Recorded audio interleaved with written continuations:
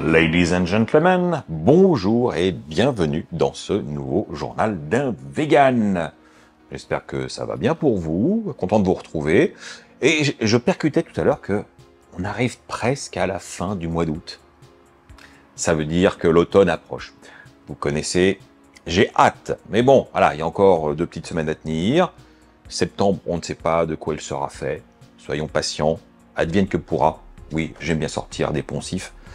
Mais en tout cas, en attendant, il y a des choses à voir et à dire, et on commence tout de suite.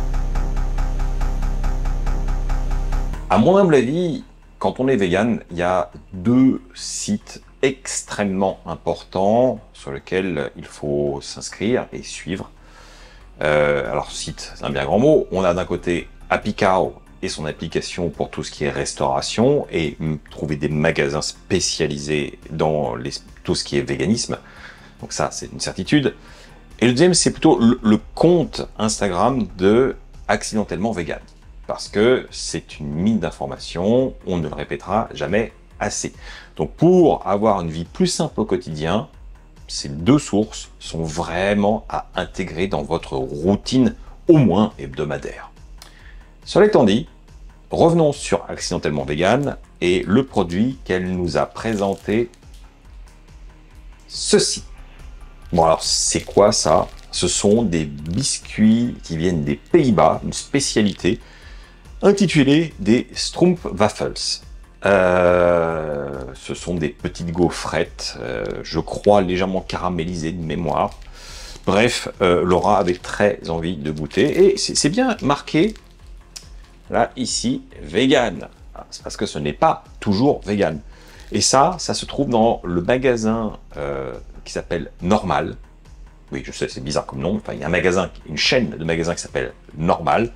Là où j'avais acheté le fameux Pink Stuff, la poudre compacte, magique, dont je vous ai déjà parlé pour nettoyer les éviers, les surfaces et tout ça. Bref, j'aime pas trop l'endroit parce que c'est vraiment plein de produits totalement inutiles. Je savais pas que faisait de la nourriture, mais il y a un truc vegan, donc à l'occasion, un petit Pink Stuff et des gaufrettes, pourquoi pas. Enfin, on va goûter d'abord, parce que ça vaut peut-être pas le déplacement. Ouais. Ça me parle, ça. J'ai déjà mangé ça il y a très longtemps. Alors, vous avez en gros 2 petites gaufrettes qui sont collées entre elles avec quelque chose à l'intérieur. Alors, ça peut être du caramel, parfois ça peut être une sorte de crème. Bon, voilà. Ça m'évoque quelque chose. Alors, c'est peut-être pas la même origine à chaque fois, mais voilà. Goûtons. Il y a un petit nez d'épices, style un peu cannelle. C'est rond en odeur.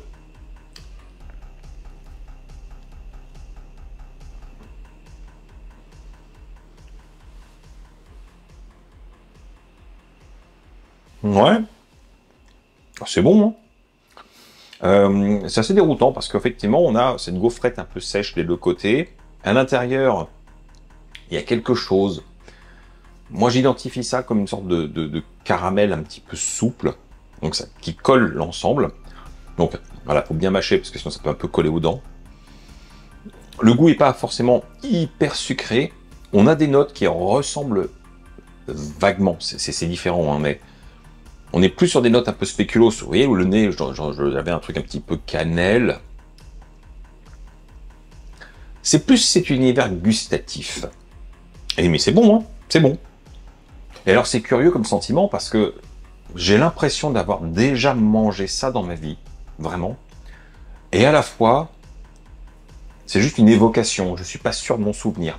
Bon, en tout cas, c'est pas quelque chose dont j'ai l'habitude, et je suis plutôt content de pouvoir goûter ça aujourd'hui, surtout quand on parle d'un produit qui est une spécialité des Pays-Bas, parce que bon, on va pas se mentir, les Pays-Bas, c'est quand même pas la région la plus réputée pour sa gastronomie, ses spécialités. Ils en ont, mais ça traverse pas vraiment la frontière. C'est pas quelque chose qui a une renommée. Et découvrir qu'ils ont des petits biscuits très originaux, assez gourmands, ben moi je trouve que ça fait plaisir. Voilà. Je suis content de découvrir un truc que je ne connaissais pas et dont je n'avais pas du tout idée que ça pouvait venir des Pays-Bas. On va dire clairement que c'est une satisfaction intellectuelle plus que gustative. Alors attention, hein, Encore une fois, c'est bon. Hein. Est-ce que ça vaut le déplacement? Bah, en même temps, si vous passez devant un magasin normal, n'hésitez pas. Franchement, ça coûte quand même 2 €. Alors c'est tout petit, mais c'est très lourd. Et je pense que ça vaut la peine d'être goûté. Et avec un petit thé ou un café, je pense que ça doit être assez sympa pour harmoniser le moment. J'ai une mini-série à vous recommander si vous aimez le style suspense, thriller, polar, puisque Double Piège, c'est le titre de cette mini-série britannique, est adapté d'un roman de Harlan Coben, qui est un écrivain de polar réputé, dont je n'ai jamais lu un seul livre, parce que moi et les polars, c'est pas mon truc, mais j'aime bien regarder ce genre de choses. Et d'ailleurs, en cherchant, je me suis rendu compte que Harlan Coben a signé avec Netflix pour l'adaptation de 14 de ses œuvres, et il y en a déjà 6 ou 7 qui ont déjà été adaptées. Donc, si vous aimez cet auteur, peut-être que Netflix va vous régaler. Allez savoir. Donc, on part déjà sur le postulat que je n'ai pas lu le livre d'origine qui est le même titre, Double Piège, donc je ne pourrais pas vous dire si c'est une adaptation vraiment fidèle. Hein. Par contre, ça ne retient rien aux qualités intrinsèques de la série, à savoir que c'est prenant, que on s'ennuie pas et qu'il y a quand même du rebondissement et du suspense. Les acteurs et actrices sont bien, enfin c'est vraiment très chouette. Alors, quelle est la trame? On commence par une femme qui enterre son mari, qui a été assassiné sous ses yeux au cours d'une promenade dans un petit parc à Londres. Ou c'est peut-être pas à Londres d'ailleurs, c'est en Angleterre, mais je vous dis peut-être une bêtise. Bon, qu'importe, c'est en Angleterre que ça se passe. Et s'ensuit effectivement la reprise de la vie. Elle a une petite fille, elle est une ancienne officier de l'armée britannique, qui donc s'est retirée, et puis on apprend qu'en fait non, elle s'est pas retirée, elle a plutôt eu des problèmes, mais ça je vous laisserai découvrir. Et là où l'intrigue commence, c'est au moment où, grâce à une caméra de surveillance qu'elle a pour le temps où elle n'est pas là et que sa petite fille est gardée par une nounou, elle veut savoir si tout se passe bien, une amie lui offre un cadre avec une petite caméra intégrée, et au retour, elle voit les rushs et aperçoit son mari défunt en train de jouer avec sa petite fille. Eh ben, je vais arrêter là. Voilà, vous avez déjà le mystère, je vais pas en dire plus, vous avez tout le contexte. Et qu'est-ce qui s'est passé? Bah, vous le découvrez en regardant la série, tout simplement. Franchement, c'est prenant, c'est plein de twists, il y a des trucs dans tous les sens, mais c'est bien construit. Alors, avec Laura, on l'a dévoré, hein, parce que c'est 8 épisodes, et toujours ce fameux petit format de mini-série.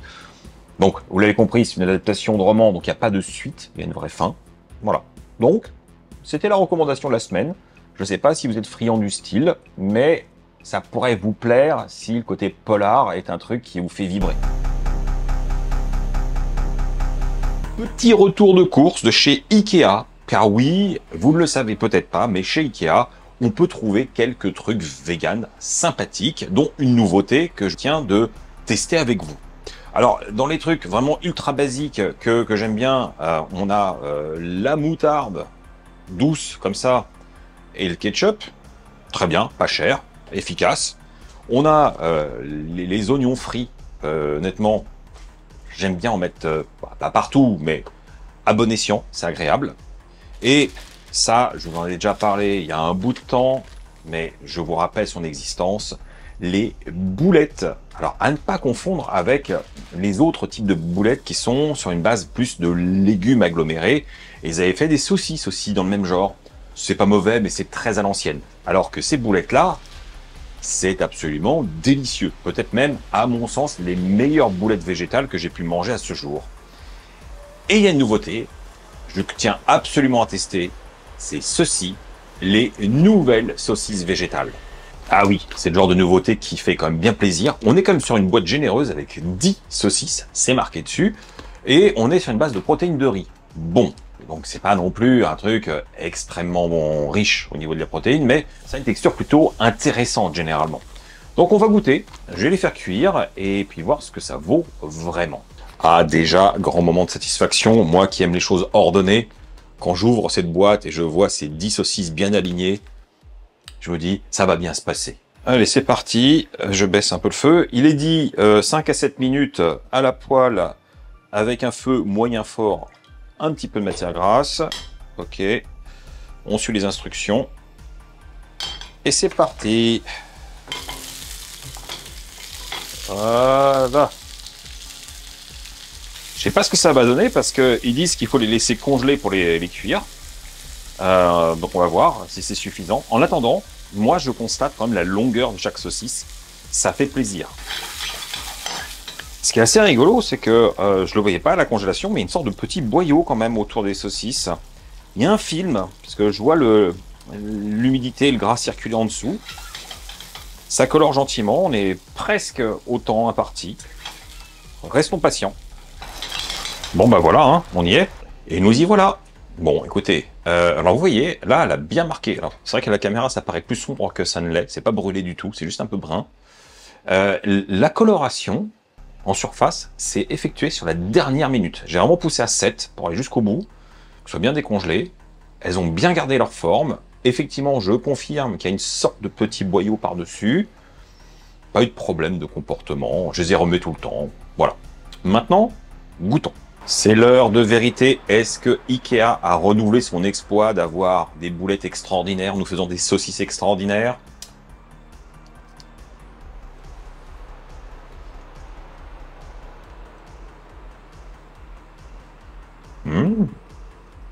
Pas mal. Pas mal du tout. Il y a de la saveur. C'est assez atypique. On a un goût de saucisse un peu de ce genre. Hein. Il n'y a pas un caractère fou, mais il y a quand même le petit goût des épices traditionnelles qu'on retrouve. Il y a de l'umami, il y a de la longueur. Ça, j'y attache beaucoup d'importance. La texture a un peu plus de rebond qu'une protéine de blé. Ça, c'est évident avec la protéine de riz.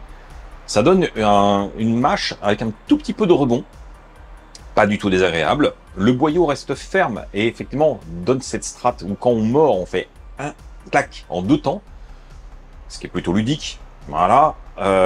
Pas forcément utile, je pense, vu la composition qui doit faire une saucisse qui est très stable, qui n'a pas besoin d'un boyau pour se tenir. Mais voilà, on pousse l'illusion à aller un tout petit peu plus loin. C'est bon, franchement, c'est bon. Dans un bon petit hot dog, je pense que c'est idéal, mais pourquoi pas une bonne petite choucroute des familles. C'est la bonne saucisse, simple, accessible, qui fait plaisir à manger, sans être non plus à tomber par terre, hein. Faut pas exagérer non plus, mais elles sont bonnes. Et alors, à propos de hot dog Ikea, parlons-en. En allant faire les courses, il y avait le stand où on peut commander donc de la nourriture, dont les fameux hot dogs végétaliens. Je me suis laissé tenter un peu en avant-première, et bon, c'est juste du pain à hot dog avec la fameuse saucisse qui, elle, est cuite à la vapeur. Ce que je ne recommande pas parce qu'elle développe très peu de saveur de cette manière-là, alors qu'en étant grillée, c'est vachement bon. Et puis bah voilà, après vous vous servez avec le moutarde ketchup que j'ai acheté, et puis c'est tout, ça vaut 1,50 €, donc c'est pas bien cher, même si ça a augmenté par rapport à avant. On a quand même une option qui est végétalienne pour un petit encas, un petit plaisir comme ça, pour pas bien cher malgré tout. Ah oui, et j'en profite aussi pour bien souligner le fait que le pain utilisé est bien vegan, sans lait. Vous pouvez d'ailleurs même maintenant les acheter en surgelé, un gros sac avec plein de petits pains hot dog, pas du tout à la même taille que la saucisse, bien plus petit, mais j'ai regardé la composition, il n'y a pas de problème. Donc la rumeur comme quoi les pains servis chez Ikea ne sont pas véganes est fausse. Voilà les amis, donc la prochaine fois que vous allez chez Ikea, pour votre plus grand bonheur ou malheur, selon les personnes, n'hésitez pas à prendre un petit sac de congélation avec vous pour faire le plein entre les boulettes et les nouvelles saucisses. Moi je vous les recommande chaudement, c'est bon, c'est pas très cher, il y a de la quantité et il y a de la satisfaction. Je ne sais pas ce qu'il en est pour vous, mais personnellement, la musique a une très grande importance dans ma vie. Ça occupe beaucoup de place, bien que je ne sois pas musicien. Je vis en musique et je ne peux pas vraiment m'en passer. Ça fait partie de mes habitudes, de ma culture. Ça a une vraie importance au quotidien dans tous les instants. Que ce soit du lever le matin où je fais la méditation en musique, je lis en musique, je cuisine en musique, je fais des recherches en musique, je me promène en musique. Bref, vous l'aurez compris, il n'y a pas beaucoup d'instants où je n'écoute pas quelque chose. Alors oui, bien sûr, il n'y a pas que de la musique. J'écoute aussi des podcasts, et puis je regarde des films, je regarde des séries, je joue. Donc dans ce cas-là, je ne mets pas de la musique en même temps. Je suis très monotache, j'avoue. Cela dit, je ne peux pas nier l'importance qu'a la musique à chaque instant. C'est indéniable. Et je sais que parmi vous, il y en a certains qui sont aussi sensibles à ce noble art qu'est la musique. Parfois, ça arrive qu'on échange dans les commentaires ou par message privé, où on m'envoie des trucs. J'aime bien parce que, oui, je mentirais clairement en disant que j'écoute de tout, je suis ouvert, etc. Non, non, pas du tout. Non, non, j'ai mes goûts très précis, je suis exigeant, j'ai une culture musicale qui est bien à moi, et j'avoue que j'ai beaucoup de mal, finalement, avec tout ce qui est populaire. Voilà. Sans mépris aucun, hein, c'est pas la question. C'est juste que j'ai plutôt évolué dans des styles très alternatifs, un peu underground, expérimentaux, et que ce qui est un peu pop, ce qui est léger, ce qui est sautillant, me laisse totalement froid, voire je n'arrive pas intellectuellement à en comprendre l'intérêt. Je ne sais pas. Donc vous comprendrez bien que dès qu'on parle d'une star, de quelque chose, je suis un peu là. Oui, d'accord. Bref, aujourd'hui, moi, j'ai envie de vous faire découvrir mes dernières trouvailles, parce que je reste très à l'affût et j'essaye de ne pas rester non plus dans ce dont j'ai l'habitude et rester sur les mêmes artistes. J'aime bien essayer de trouver autre chose. Et donc, sur un malentendu, peut-être que ça pourrait vous plaire. Bon, malheureusement, vous connaissez les règles sur YouTube. Je me ferai un plaisir, a priori, de vous partager des extraits musicaux, parce que quand on parle de son, c'est mieux de pouvoir les entendre, mais je n'ai pas le droit légalement de le faire. Donc, je mettrai les liens en barre d'infos pour que vous puissiez vous faire l'oreille, parce que généralement, on trouve assez facilement, que ce soit sur YouTube, mais aussi sur des plateformes de streaming légales, style Apple Music, Deezer, Spotify, etc. Et Bandcamp, bien évidemment. Donc, je mettrai ce qu'il faut pour que vous puissiez écouter. Je vais commencer par un artiste qui a un certain renom, même si c'est pas une star incroyable. Je vais parler de Thom Yorke. Thom Yorke, vous ne le connaissez peut-être pas dans sa carrière solo, mais vous connaissez, je suppose, le groupe Radiohead. Eh bien, Thom Yorke, c'est celui qui chante. Enfin, bref, c'est quelqu'un qui a de la bouteille. Et personnellement, j'ai jamais accroché plus que ça, à part 2-3 morceaux de Radiohead. C'est pas un groupe qui me fait vibrer. Il m'ennuie assez vite. Mais encore une fois, je vous l'ai dit, c'est pas un jugement de valeur. Je reconnais la qualité, le travail, le talent, mais en termes d'émotion, ça passe moins bien. En revanche, le travail solo de Thom Yorke, là, je dis oui. Et j'ai découvert ça cette année, hein, c'est vraiment très très frais, avec différents albums. D'ailleurs, j'ai tous les albums maintenant. Et mon favori irait certainement sur The Eraser, que je vous recommande pour une première écoute. Cela dit, ils sont tous très très bons, et il y a une émotion, il y a quelque chose, il y a toujours la même voix que dans forcément Radiohead, mais il la pose pas de la même manière, et surtout ses mélodies sont différentes, et il a un son bien plus électronique. Et forcément, là, ça me parle davantage qu'un son plus rock. Petit bonus, Thom Yorke est vegan, donc ça n'en fait pas de lui un meilleur musicien, mais je tenais à le souligner. Parmi les genres musicaux que j'affectionne tout particulièrement depuis de nombreuses années, il y a ce qu'on appelle le dark ambient. Alors ça, honnêtement, c'est pas pour tout le monde, parce que c'est un style particulièrement sombre, et le terme ambiante est très caractéristique justement de ce que ça apporte. Une ambiance. c'est exactement le genre de musique que vous pourriez avoir dans la bande-son d'un film, d'une série, d'un jeu vidéo ou le film de votre vie. Et j'adore écouter du dark ambient en me promenant dans la rue, chose que je fais tous les jours, donc souvent j'en mets, parce que ça met une dimension, on regarde le monde un peu différemment, c'est une humeur, c'est un état d'esprit, je vous l'accorde, mais il y a des artistes incroyables. Donc le premier que j'ai découvert il y a peu de temps et qui est un régal, c'est un projet serbe avec des influences qui sont assez liées aux traditions, mais pas forcément aux traditions de la région. On est plutôt sur le côté occulte, rituel, avec le côté religieux, avec des notes aussi qui vont sur quelque chose d'assez ésotérique à l'oreille. Voilà. Je ne sais pas comment mieux vous le décrire. D'ailleurs, tout le travail est très connoté. Rien que le nom, c'est Métatron Omega.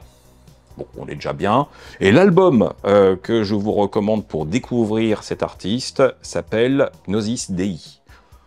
Bon, c'est pourtant pas de la musique religieuse, mais on sent une imprégnation profonde de différentes influences liées à la spiritualité et à une certaine recherche. Donc ça, pour moi, c'est un régal. Alors je continue dans le même genre avec Atrium Carceri, qui est un projet suédois. C'est même un des projets montés par le fondateur du label Cryo Chamber. Et alors là, on est sur autre chose, toujours dans du dark ambient, avec des ambiances très lourdes, très sombres, mais beaucoup plus influencées par une note clairement Lovecraftienne.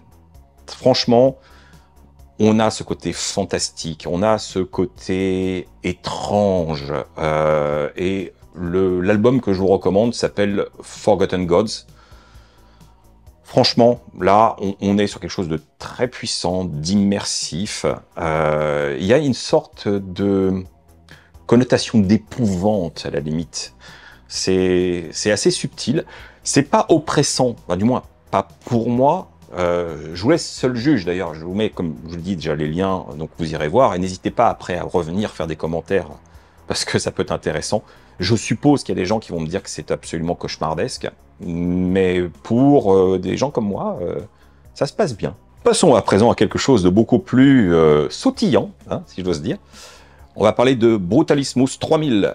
C'est un groupe de Berlin qui fait de la musique électronique avec vraiment des influences de hard tech, de gabber, mélangées à quelque chose qui leur appartient, avec un chant distordu.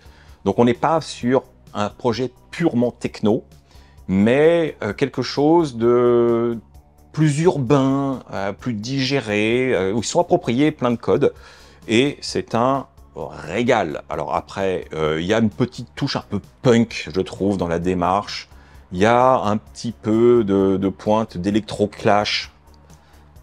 Bref, c'est un vrai mélange qui rend quelque chose de totalement unique à l'oreille. C'est énergique, c'est énervé. Donc on sort du calme ténébreux du dark ambient, très clairement, pour quelque chose qui vous met la pêche. Alors, il y a différents maxi EP, donc c'est un peu difficile de s'y retrouver, mais on va aller directement sur un album qui s'appelle Ultra Kunst. Franchement, avec ça, si vous aimez, vous allez avoir envie d'écouter tout le reste. Ensuite, j'ai bien envie de vous recommander quelque chose de peut-être beaucoup plus consensuel en apparence. Il s'agit de Jonathan Bree. C'est un chanteur néo-zélandais qui fait une musique pop rétro, où on a des sons qui font penser à quelque chose qui vient des années 60-70, avec quand même quelque chose de très contemporain, avec une note orchestrale, une voix légèrement crooner. Voilà, bon, sauf que tout ça, forcément, c'est matiné, quelque chose d'un peu plus sombre. Et j'aime beaucoup aussi son esthétique. On voit jamais son visage. Il est toujours avec un masque en spandex qui fait quelque chose d'assez malaisant. On dirait une sorte de mannequin où il y a pas on voit pas les yeux, on voit aucun orifice en fait. Bah, vous verrez hein, sur la pochette. Mais le style est assez accessible. Il faut juste gratter un peu, aller au second degré pour dire ah ouais quand même. Il y a la surface puis il y a autre chose. Un peu comme son apparence. Bref, ça c'est un petit truc que j'ai découvert cette année et j'aime vraiment beaucoup. Allez, on continue sur les choses un petit peu originales. Il y a ce groupe britannique qui s'appelle Beak. Alors, c'est un groupe qui est composé de différentes personnes, dont un des anciens membres de Portishead. Voilà, tout simplement. Et c'est un style rock un peu expérimental, avec des influences qui viennent... Il y a un petit côté un peu psychédélique, un petit peu progressif, mais complètement digéré. Il y a beaucoup d'électronique aussi, et franchement, c'est très très bon. Tous les albums sont excellents. Alors pour commencer, je vous dirais, allez sur le dernier album et remontez le temps. Ça me paraît pas mal pour commencer. Alors par contre, les noms des albums, c'est toujours un crochet. Donc en fait, il y a un ordre avec le premier album qui est avec juste un crochet, le deuxième avec 2 crochets, 3 crochets, 4 crochets, et entre deux, il y a eu un album qui n'a pas de crochet. Donc en fait, il y en a 5, mais en réalité, il y en a 4 qui se succèdent. Je comprends pas bien leur logique. Bref, donc c'est celui avec les 4 crochets que je vous recommande d'écouter pour vous faire un peu un avis. C'est assez atypique. Par contre, je trouve que c'est facile à écouter. Et même si vous n'êtes pas habitué aux choses bizarres, bah là, ça devrait quand même bien passer. Et je vais finir enfin avec Sarah Landry, qui est une DJ américaine spécialisée dans la hard tech, que j'ai découvert sur YouTube. Et j'ai tout de suite accroché à son travail de manière générale, à son esthétique, mais aussi à ses propres morceaux, puisque effectivement, elle n'est pas que DJ, elle compose aussi. Et alors là, on est sur quelque chose qui envoie, hein. C'est pas pour dormir, c'est plutôt bien pour cuisiner. Moi, j'adore cuisiner avec de la techno, honnêtement. C'est ce qui me met le plus d'énergie en cuisine. Je pense que pour bien découvrir son travail, écoutez le maxi Legacy. Voilà, il y en a plusieurs. Elle n'a pas d'album en entier, elle a plusieurs morceaux avec des collaborations d'autres artistes. Donc c'est dans le milieu techno, c'est toujours un petit peu compliqué de s'y retrouver, mais en écoutant Legacy, vous devriez savoir où vous mettez les pieds. Bon bah voilà, j'ai fait le tour de mes musiques du moment. N'hésitez pas à me dire si vous connaissiez déjà. Pour ceux qui auront la curiosité d'écouter, comme je vous l'ai dit, revenez pour me dire si vous avez apprécié ou pas. Vous avez le droit de ne pas aimer, je ne serai pas vexé. Dites-moi aussi si ça vous intéresse que je vous parle plus souvent des groupes que j'apprécie, des artistes que j'ai découverts, que ce soit des choses contemporaines, récentes, ou bien au contraire des choses bien plus anciennes qui ont accompagné ma vie. J'ai déjà eu l'occasion d'en parler il y a très longtemps, des albums qui m'avaient le plus marqué. Peut-être que je referai un top des musiques qui aujourd'hui me parlent le plus, si ça vous intéresse. Donc n'hésitez pas à vous exprimer dans les commentaires. En regardant dans mon placard juste derrière, je me suis dit mais ça fait quand même super longtemps que j'ai pas réalisé une recette à base de lentilles corail. Pourtant, c'est vraiment quelque chose que j'adore. Et bah oui, ça faisait longtemps. Donc aujourd'hui, je vais faire une petite recette avec une inspiration indienne parce que malgré tout, ça fonctionne bien, même si on peut décliner de manière différente. Mais j'ai envie de ça. J'ai envie de ça. Donc aujourd'hui, curry de lentilles aux légumes, plein de saveurs, avec les épices qui vont bien, facile à faire, et on y va, hein.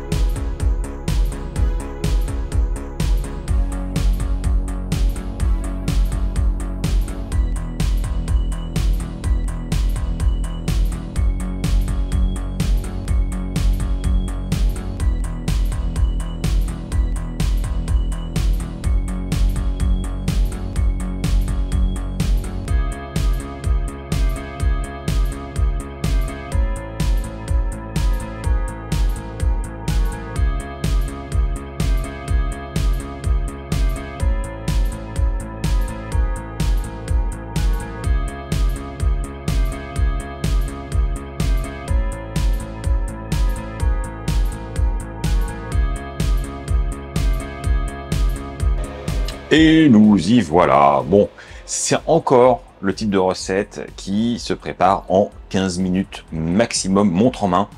Donc, c'est rapide, c'est pratique et ça demande pas une organisation de fou. Ça demande, comme toujours, d'avoir les ingrédients à portée de main. Vous l'avez vu d'ailleurs, j'ai utilisé du ghee végétal. Si vous n'avez pas de ghee végétal, qui apporte quand même une saveur particulière, utilisez de l'huile neutre. C'est pas grave, ne vous bloquez pas là-dessus. Est-ce qu'il y avait d'autres produits un petit peu exotiques? Non, je crois pas. Bon, dans tous les cas, ça devrait bien se passer. Maintenant, goûtons, parce que ça sent hyper bon. Alors, voyons ça. Attention, c'est chaud.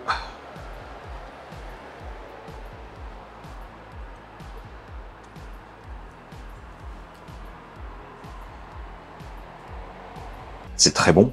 C'est très très bon. Alors, j'avoue que j'ai un faible pour le garam masala, qui est une épice qui a beaucoup de profondeur, un peu de complexité, et même si j'adore les currys de madras, curry fort, le garam masala, c'est encore autre chose. Et normalement, ça, vous ne devriez pas avoir de problème à en retrouver, vous en avez peut-être déjà chez vous. Parce que c'est un classique du genre, et je crois que même Ducrot en fait. Donc c'est pour vous dire, c'est certainement pas le meilleur, mais ça fera l'affaire. En tout cas, on a une lentille qui est bien cuite, qui reste encore en forme, mais qui libère du crémeux, surtout avec le lait de coco derrière. Hein. On donne beaucoup de rondeur, d'onctuosité. C'est très agréable. Les légumes sont donc effectivement pas du tout orthodoxes, puisque j'ai utilisé une brunoise à la méridionane de chez Picard. Autant dire qu'on est très très très loin de New Delhi. Bon, c'est ça que j'aime bien. C'est essayer d'apporter autre chose avec d'autres légumes, d'autres textures. Et là, c'est harmonieux. Ça peut paraître un peu étrange parce qu'on n'a pas l'habitude d'avoir ce genre de légumes coupés de cette manière dans du dalle. Mais franchement, c'est délicieux. Voilà les amis, j'espère que c'est une recette qui vous aura inspiré, que vous aurez envie de la reproduire chez vous. Vraiment, essayez, c'est hyper facile et c'est un résultat gourmand garanti. Et voilà, c'est fait, la semaine s'achève. J'espère que vous avez passé un très bon moment en ma compagnie, hein, n'est-ce pas? Alors, pour la semaine prochaine, je ne vous garantis pas, exceptionnellement, qu'il y aura un journal pour une raison de planning chargé, de déplacement. Je vais faire mon possible, mais ça va être compliqué. Donc, ne vous étonnez pas si vendredi prochain, il n'y a pas de vidéo, mais il y aura peut-être une. Voilà.